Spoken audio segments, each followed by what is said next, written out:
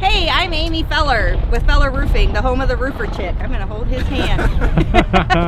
We're out at the Church of Christ today looking at some gutters, and I'm here with Chaz with Lassard's Gutters, who is our exclusive gutter partner on all of our jobs. And I just wanted to bring him out today to ask him some questions and to highlight his company a little bit.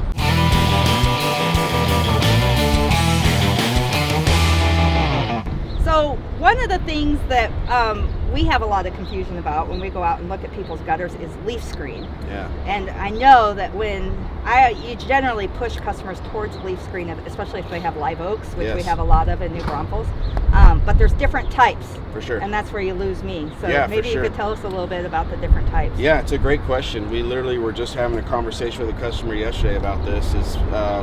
People think it's more of a sales gimmick, like, okay, I need my gutters.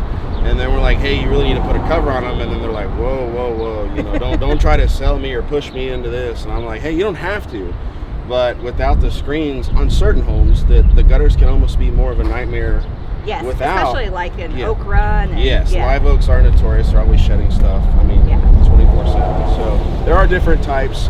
We offer about 4 different types. Okay. And it's really budget, and then, you know, what your problem is. Because we have some homeowners that are like, if this area floods or backs up, it's going to come into my home or ruin this flower bed or, you know, whatever. So we usually kind of encourage people to get a better screen, if you will. So there's like 4 different levels. There's an entry-level screen. It's just called roll-lock. And we use a lot of that. We sell a lot of it. Yeah. It's very budget-friendly. It works. It doesn't come with a written guarantee. But it keeps squirrels, birds, big leaves, things like that out.